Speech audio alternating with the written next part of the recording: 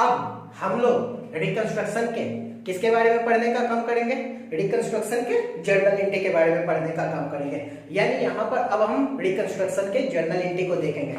हाँ, एक बात याद रखिएगा बच्चों, रिकंस्ट्रक्शन के जर्नल एंट्री करते समय चाहे किसी भी प्रकार का कोई भी जर्नल एंट्री करते हो, यहाँ पर जो वर्ड आप यूज करोगे वो ऑलवेज यूज करोगे रिकंस्ट्रक्शन, या उसके बदले में आप कैरेक्टर रिडक्शन वर्ड का भी क्या कर सकते हो?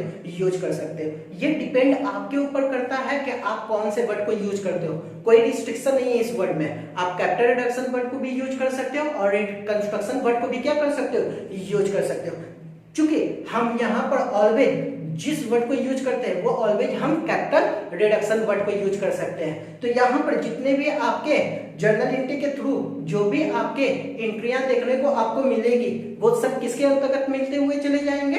कैपिटल रिडक्शन वर्ड के थ्रू मिलते हुए चले जाएंगे। यानी अगर किसी भी प्रकार का कोई कमी होता है या कोई किसी भी प्रकार का कोई कमी होता है या कोई बढ़ोतरी होता है तो उसका हम एंट्री किसके आधार पर करते हैं? कैपिटल रिडक्शन के आधार पर करते हैं। या किसी प्रकार का कोई एक्सपेंसेज आता है या कोई लायबिलिटी बनता हुआ चला जाता है तब भी हम किसका एंट्री करते हुए चले जाते हैं? कैपिटल रिडक्शन वर्ड का यूज करते हैं। चाहे प्रॉफिट हो चाहे लॉस हो, जब भी हम किस वर्ड को यूज करते हैं? कैपिटल रिडक्शन वर्ड को यूज करते हैं। तो यहाँ पर अगर किसी भी प्रकार के अगर जर्नल एंट्री को यूज या जर्नल एंट्री को किया जाए तो कौन से वर्ड को यूज करते हुए चले जाते हैं? कैपिटल रिडक्शन वर्ड को यूज करते हुए चले जाते हैं। तो पहला जर्नल एंट्री देखते हैं रिकंस्ट्रक्शन के अंतर्गत, for change in the value of asset. अगर एसेट के वैल्यू में चेंजेज आएगा, क्या होगा? एसेट के वैल्यू में चेंजेज, या तो एसेट बढ़ेगा या तो एसेट कमेगा, या तो एसेट बढ़ेगा या तो एसेट में कमी आएगा। अगर एसेट बढ़ेगा और अगर एसेट कमेगा तब क्या जर्नल एंट्री हो जाएगा?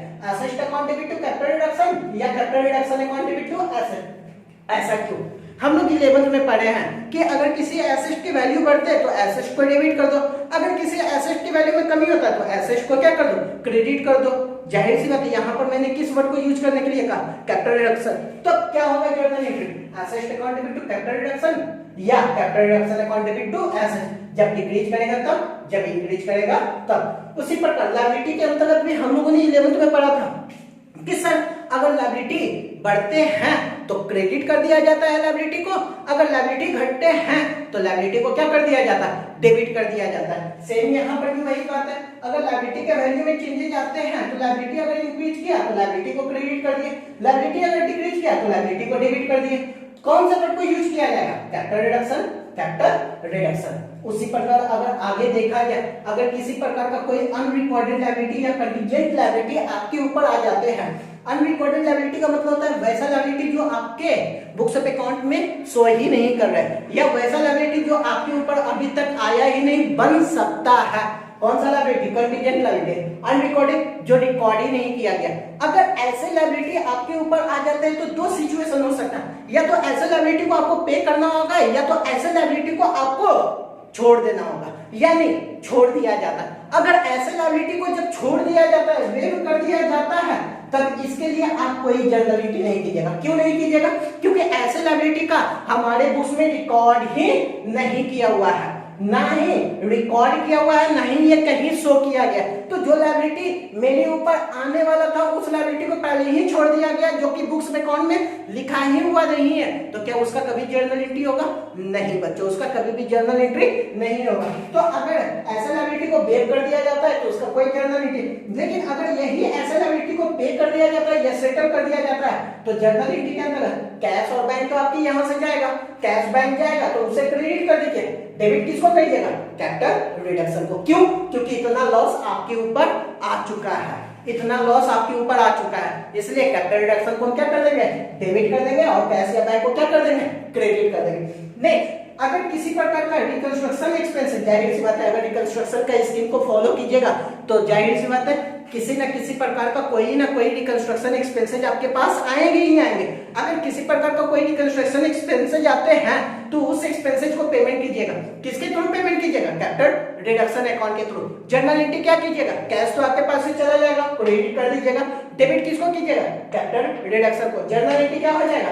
Capital reduction account debit to cash या बैंक अकाउंट। सेम उसी प्रकार अगर आते हैं तो अभी हमने बताया था कि शेयर कैपिटल में कमी करना दो प्रकार से, या तो अल्टरेशन कर सकते हो या तो आप उसे कंसोलिडेट कर सकते हो या तो आप उसका रिडक्शन कर सकते हो।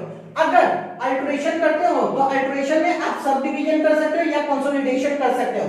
रिडक्शन के अंतर्गत आप अपने शेयर कैपिटल के वैल्यू को क्या कर दीजिएगा, कम कीजिएगा।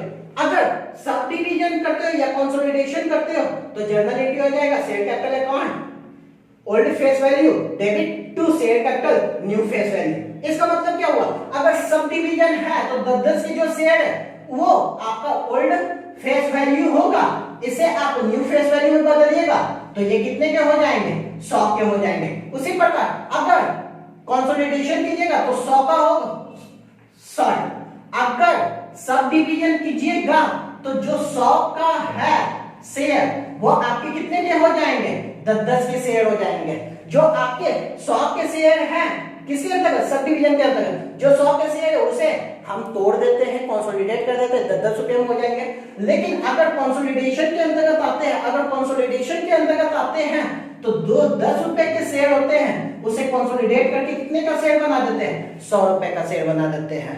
बातें समझ में आया। सेम उसी प्रकार अगर शेयर कैपिटल में किसी प्रकार का कोई रिडक्शन आता है तब क्या जर्नल एंट्री होगा, अगर शेयर कैपिटल में किसी प्रकार का कोई रिडक्शन आता है तो यहाँ देखा जाता है share capital along with face value. अगर फेस वैल्यू के साथ एंट्री करते हो तब क्या एंट्री होगा, सिंपल में share capital old face value upon debit share capital new face value upon two capital reduction. क्यों, यहाँ पर जो भी आपके आएंगे कमी जो भी होंगे किसमें, शेयर कैपिटल में जो भी कमी होंगे सारे कहां चले जाते हैं, कैपिटल रिडक्शन में। अगर फेस वैल्यू के साथ दिखाना चाहते हो तो अब कहिएगा कि सर फेस वैल्यू के साथ नहीं दिखाना चाहते तो जितनी भी कमी आए उसको डेबिट कर दीजिए और कैपिटल रिडक्शन को क्या कर दीजिए, क्रेडिट कर दीजिए। जितने की कमी आएगी उसको डेबिट कर दीजिए और कैपिटल रिडक्शन को क्या कर दीजिए, क्रेडिट कर दीजिए। बातें समझ में आया, हाँ सर जी। और उसी प्रकार जब आप अपने एसेट लॉसेस या इनटेंजिबल एसेट को क्या करते हो, अमोर्टाइजेशन या राइट ऑफ करते हो, क्योंकि यहाँ पर स्कीम बनाया ही इसलिए जाता है कि जो हमारे लॉसेस है, हैप्पी लॉसेस है, उसे हम क्या कर दे, खत्म कर दे। जब हैप्पी लॉसेस को खत्म करने के लिए स्कीम बनाओगे ही तो यहाँ पर सारे के सारे लॉसेस को हम कहाँ ट्रांसफर कर देते हैं, कैपिटल रिडक्शन में। जर्नल एंट्री क्या हो जाएगा, कैपिटल रिडक्शन अपॉन डेबिट, तो statement of year premium expenses को राइट ऑफ कर दीजिए, क्रेडिट कर दीजिए, गुडविल को राइट ऑफ कर दीजिए, क्रेडिट कर दीजिए। अगर किसी प्रकार का कोई एसेट में कमी आता है तब भी आप उसे क्रेडिट कर दीजिए, अगर इंटेंजिबल एसेट को राइट ऑफ किया जाता है तब भी क्रेडिट कर दीजिए। इस प्रकार से देखा जाए तो ये आपके रिकंस्ट्रक्शन के अंतर्गत ये सारे के सारे जर्नल एंट्री है। इसके बाद आपको एक काम और करना होगा कि आपको कैपिटल रिडक्शन का अकाउंट बनाना होगा और देखना होगा कि कैपिटल रिडक्शन के अंतर्गत मेरे क्रेडिट बैलेंस आते हैं या डेबिट बैलेंस आते हैं। जनरली क्रेडिट बैलेंस आता है, अगर मान के चलते कि डेबिट बैलेंस आ गया तब क्या होगा और क्रेडिट बैलेंस आएगा तब क्या होगा। अगर जनरली क्रेडिट बैलेंस आता है, अगर if capital reduction account so credit balance, अगर capital reduction account credit balance show कर रहा है तो ये हमारे कौन से नेचर के रिडक्शन है, ये हमारे कौन से नेचर के रिडक्शन है, कैपिटल नेचर का है। और कैपिटल नेचर के प्रॉफिट को हमेशा कहां ट्रांसफर कर दिया जाता है, सर आपने बताया था कैपिटल नेचर के प्रॉफिट को कैपिटल रिजर्व में, यानी कैपिटल रिडक्शन का अगर क्रेडिट बैलेंस आएगा तो उसे हम कहां ट्रांसफर कर देंगे, उसे हम ट्रांसफर कर देंगे कैपिटल रिजर्व में। किसमें ट्रांसफर कर देंगे, कैपिटल रिजर्व में। अगर ये डेबिट बैलेंस आता तो तब हम इसका रिवर्स एंट्री कर देते हैं और कैपिटल रिडक्शन के बैलेंस को कहां ले जाकर शो कर देते हैं, रिजर्व एंड सरप्लस अकाउंट के निगेटिव बैलेंस के रूप में शो होने लगेगा। किसके अंतर्गत, रिजर्व एंड सरप्लस अकाउंट के क्रेडिट बैलेंस के रूप में शो होने लगेगा। इस प्रकार से बच्चों ये रिकंस्ट्रक्शन यहाँ पर आपके क्या हो जाते हैं, कंप्लीट हो जाते हैं। अब आप लोग घर पर इसके क्वेश्चन बनाइए। अगर किसी प्रकार का कोई क्वेश्चन में प्रॉब्लम आते हैं बनाते समय या किसी प्रकार का कोई कॉन्सेप्ट में कोई भी प्रॉब्लम आए हैं समझने में तो आप मुझे कमेंट्स कर सकते हो। कमेंट में हम उसका सारा का सारा क्या करेंगे, उत्तर देंगे। तो आज के लिए यहीं पर बच्चों यहाँ पर आपके रिकंस्ट्रक्शन कंप्लीट होते हैं। Thank you.